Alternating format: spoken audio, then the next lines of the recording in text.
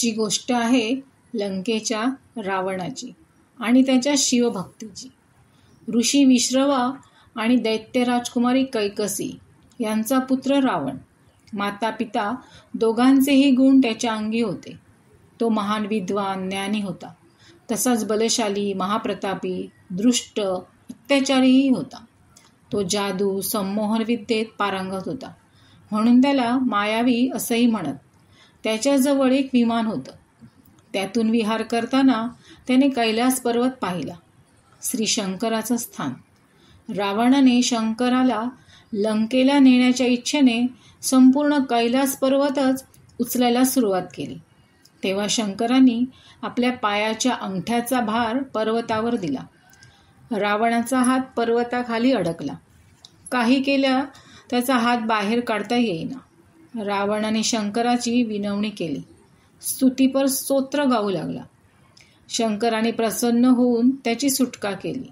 रावणाचे हे स्तुतिकाव्य शिवतांडव स्तोत्र म्हणून प्रसिद्ध आहे. भगवान शिवाचं ते प्रिय स्तोत्र आहे. रावणाची आई कैकसी सुद्धा शिवभक्त होती.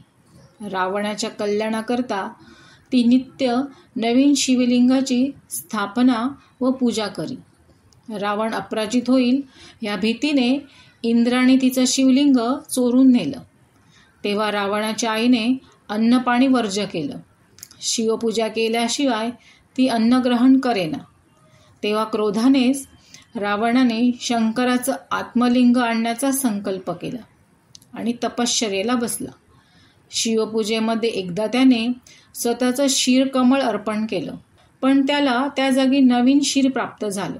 त्याने तेही अर्पण केलं, पण पुन्हा नवीन क्षीर निर्माण झालं. असं करता करता 9 क्षीरकमळ पूजेत अर्पण केली. पुन्हा त्या जागी नवीन क्षीर आलं. तेव्हा तेही अर्पण करायला तयार असताना साक्षात महादेव त्याच्या समोर प्रकट झाले. त्याला 10 मस्तकं बहाल केली. आता तो दशानन रावण झाला होता. महादेवाने विचारलं, तू का बरं तपस्या करीत आहेस? तेव्हा रावण म्हणाला, देवा, मला तुमचं आत्मलिंग हवं आहे आणि त्रैलोक्यात सुंदर अशी स्त्री हवी आहे. शंकर म्हणाले, माझं दिव्य लिंग तुला मी देतो, पण ते नेताना वाटेत जमिनीवर ठेवू नको. ते तिथेच स्थापन होईल आणि त्रैलोक्यात सुंदर तर पार्वतीपेक्षा कोणीच नाही. तेव्हा तू तिलाच ने. रावण आनंदी झाला. पार्वतीला खांद्यावर आणि शिवलिंग हातात घेऊन लंकेला निघाला.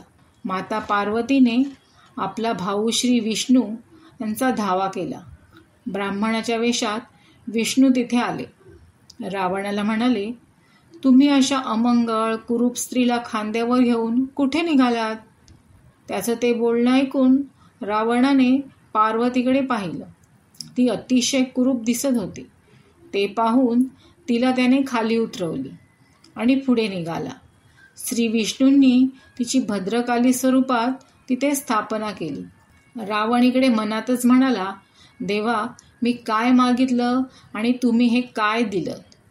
पुढे शंकराच्या आशीर्वादाने त्याचं अतिशय सुंदर अशा मंदोदरीसोबत विवाह झाला. तर आता रावण शंकराचं दिव्य असं आत्मलिंग घेऊन चालला होता.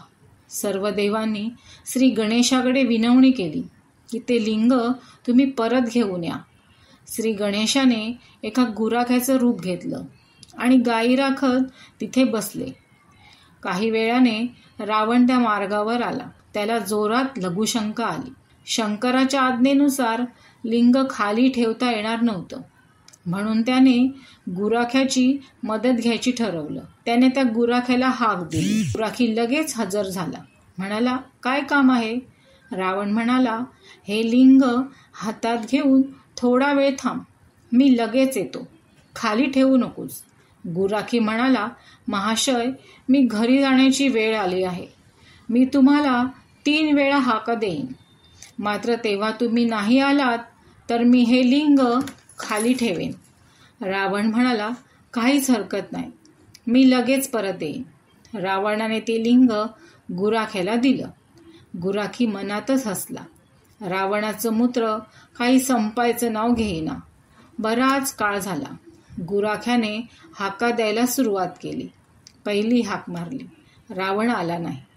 काही वेळाने दुसरी हाक दिली, रावणाचा काहीच पत्ता नाही. गुराख्याने थोडा वेळ वाट पाहून तिसऱ्यांदा हाक द्यायला सुरुवात केली. ते ऐकून लांबूनच रावण हाताने थांब थांब म्हणू लागला. पण गुराख्यांनी ठरल्याप्रमाणे लिंग खाली ठेवलं. ते पाहून रावण तसाच सुचिरभूत न होता धावत आला. गुराखी गायीसह गुप्त झाला होता. एका गायीचा कान रावणाच्या हातात आला आणि तो कान जमिनीवर तसाच वर राहिला. शंकराने सांगितल्याप्रमाणे लिंग स्थापन झाले होते. श्री गणेशाने ते स्थापन केले होते. आज हे स्थान गोकर्ण महाबळेश्वर नावाने प्रसिद्ध आहे. ही झाली रावणाची गोष्ट. आपल्याला देवाला प्रसन्न करण्यासाठी इतकं तप करण्याची गरज नाही.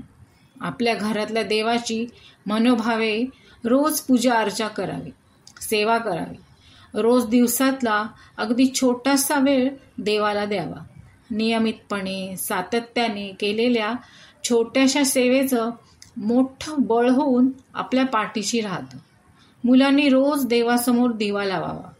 देव हा स्वतः स्वयंप्रकाशित आहे, कोटी सूर्याच्या तेजाने युक्त आहे. तेव्हा या दिव्याची त्याला गरज नसून त्या दिव्याच्या तेजाने आपलं भाग्य उजळणार अशी भावना ठेवावी. म्हणजे मी करतो असा अहंभाव मनात राहणार नाही. ओम नमः शिवाय.